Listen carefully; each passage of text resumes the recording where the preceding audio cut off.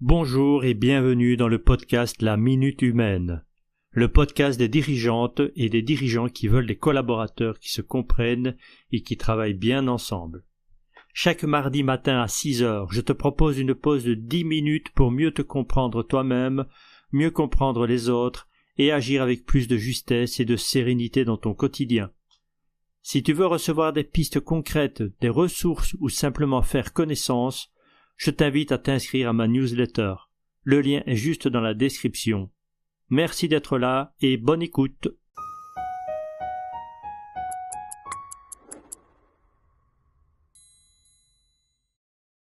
L'être humain ne peut s'empêcher d'interpréter les faits qu'il observe. En fait, c'est carrément une machine à interpréter. Et elle en débite des quantités importantes en très peu de temps des interprétations. Dans cet épisode, je t'explique ce phénomène, à quoi cela sert, et les impacts négatifs pour toi-même et pour ton organisation. On dit souvent que l'être humain est rationnel, mais en réalité, nous sommes avant tout des machines à interprétation. À chaque instant, notre cerveau ne capte pas seulement des faits, il fabrique une histoire autour de ces faits. Et cette histoire influence non seulement ce que nous pensons de nous-mêmes, mais aussi ce que nous pensons des autres, de nos collègues, de nos interrelations, de nos équipes, bref, modifie carrément la réalité des choses. Et si tu y regardes de plus près, cette histoire te procure des émotions, et très souvent cette histoire est répétitive. J'ai pris conscience de ce phénomène d'une nouvelle manière, en accompagnant une jeune dame. Elle me fait part d'une situation problématique récurrente qui l'empêche d'être complètement exprimée. Son problème ? Elle n'ose pas danser en public. Danser devant les autres est un problème. Elle se bloque, aucun mouvement n'est possible. Et elle a beau se raisonner, c'est plus fort qu'elle. C'est un blocage complet. Dans ce qu'elle m'a raconté de son histoire, lorsqu'elle était enfant, alors qu'elle dansait seule dans sa chambre, sur sa musique préférée, devant son miroir, elle surprend ses parents cachés derrière la porte en train de l'observer. Et au moment où elle s'en rend compte, ses parents partent discrètement en laissant entendre des rires. Le travail que nous avons fait ensemble a permis de déterminer qu'à ce moment clé de sa vie, elle interprète qu'il se moque d'elle. Et si ce moment est clé, c'est bien parce qu'elle interprète qu'il se moque. Elle en déduit une affirmation qui est « je suis ridicule ». Elle a trouvé l'explication parfaite à son interprétation. Elle a créé de toutes pièces la preuve que son interprétation est vraie.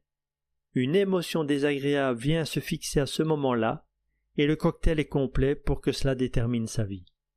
Le cocktail, c'est un fait, une interprétation, une décision sur soi, qui explique l'interprétation, un sentiment désagréable. Et voilà, un morceau de son cadre de référence est créé. 30 ans après, danser en public est impossible. Ce qu'elle a interprété petite est toujours d'actualité. Parce que la décision qu'elle a prise à ce moment-là, elle l'a oubliée, mais la décision ne l'a pas oubliée. Quand elle se retrouve sur une piste de danse, elle revit tout avec les mêmes ingrédients.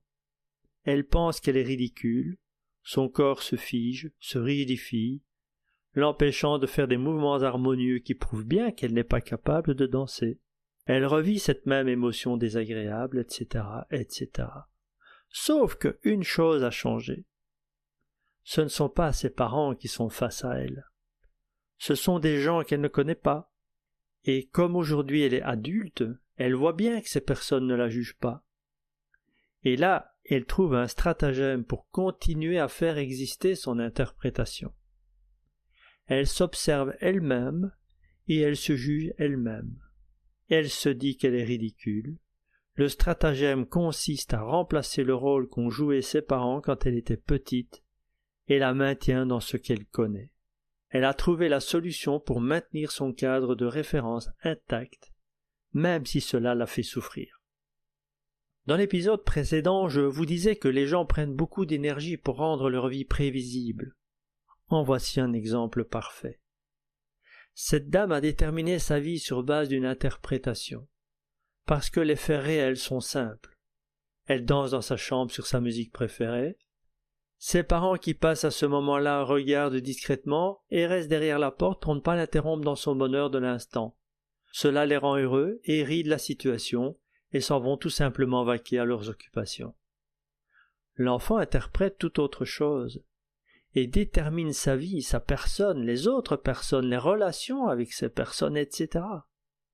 Avec les années, elle a accumulé toutes les preuves qu'elle est ridicule, que les gens se moquent d'elle, qu'elle n'est pas capable de danser, etc., etc. Voilà une histoire singulière d'une cliente qui souhaite transformer sa situation. Cette histoire, ce peut être la tienne. Toi sans aucun doute un sujet qui t'est familier et qui se rejoue régulièrement, partout où tu es, qui se réinvite dans ton activité professionnelle, dans ton rôle au sein de ton organisation.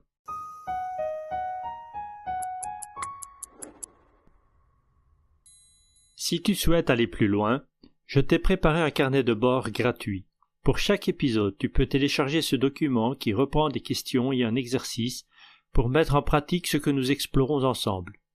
Ce carnet a pour objectif de développer ta connaissance de toi-même. Tu peux en faire un livre qui te suit dans le temps tout au long des épisodes. Et si tu en ressens le besoin, ce carnet de bord pourra également servir dans le cadre d'un accompagnement personnalisé. Tu le trouveras via le lien dans la description.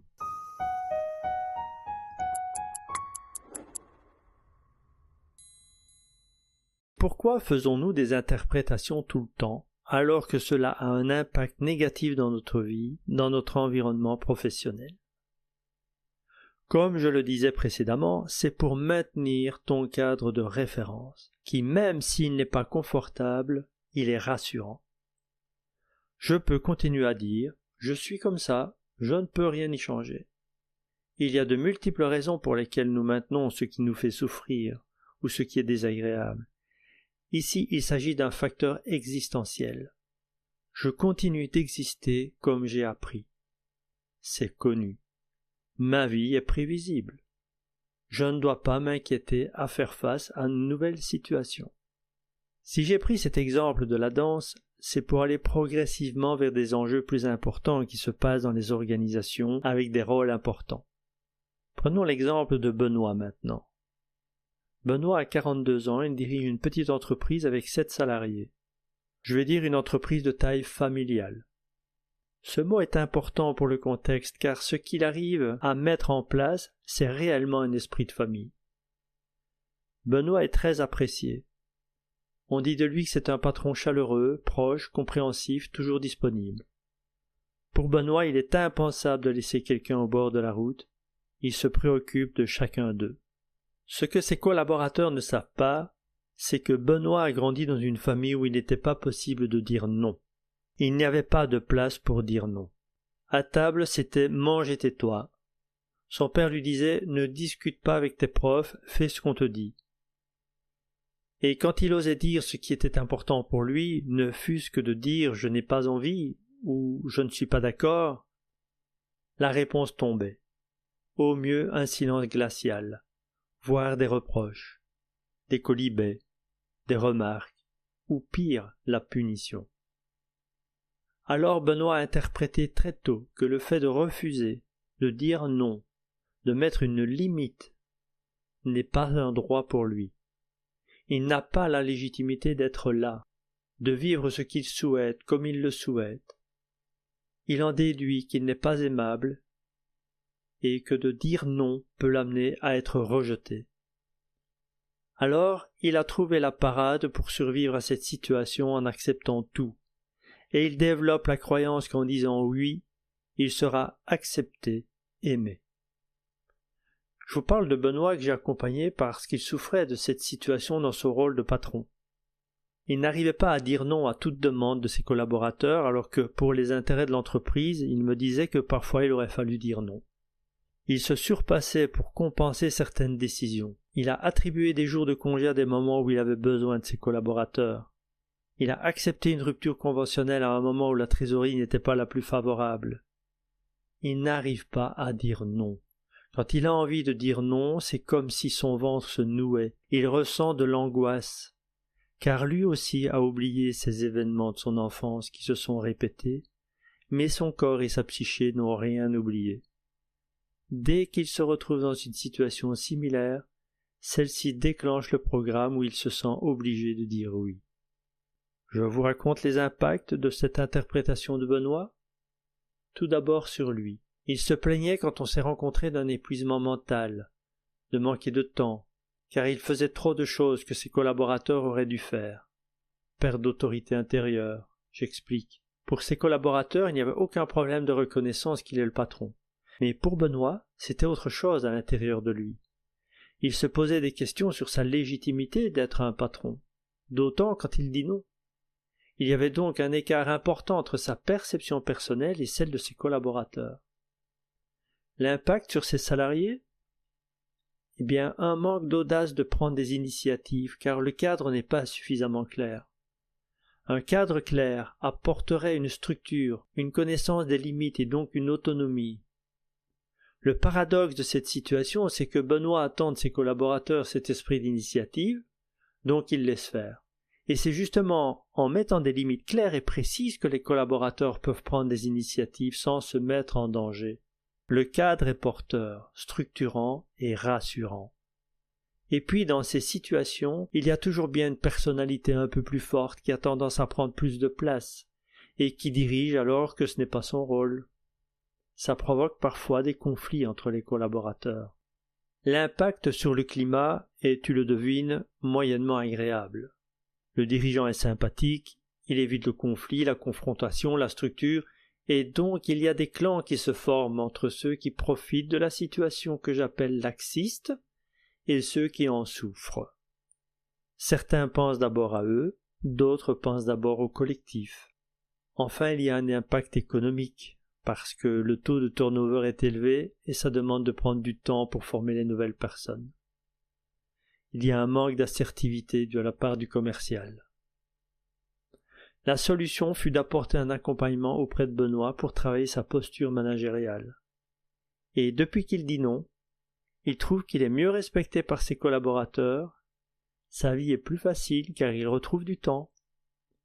Il y a davantage d'initiatives, certains collaborateurs l'ont remercié et disent maintenant vouloir rester. Je voudrais, avec cet épisode de la Minute Humaine, que vous compreniez l'importance de nos interprétations. Là, je t'ai parlé des interprétations de ton enfance qui ont encore un impact aujourd'hui sur toi et la manière dont tu gères ta vie. Mais nous continuons encore et encore d'interpréter tout ce qui se passe. Et si tu y regardes attentivement de près, la manière dont tu interprètes aujourd'hui ressemble aux premières interprétations que tu as faites dans ton enfance. Cette interprétation, elle est puissante, elle traverse les années, parfois même les générations, venant s'immiscer immanquablement dans ton organisation. Et si la clé, c'était de se dire la vérité, d'oser l'authenticité, ce sera le sujet d'un prochain épisode de La Minute Humaine. Je vous remercie d'avoir partagé cette Minute Humaine avec moi. Si ce podcast vous aide à mieux vous comprendre et à créer des relations plus claires autour de vous, je vous invite à laisser un commentaire. C'est un vrai coup de pouce pour faire connaître ce podcast. Et si vous voulez continuer l'exploration, rejoignez-moi sur LinkedIn. J'y partage d'autres outils, d'autres réflexions, et je réponds toujours avec plaisir. Et n'oubliez pas, il n'y a pas de faire humain, il n'y a que des êtres humains.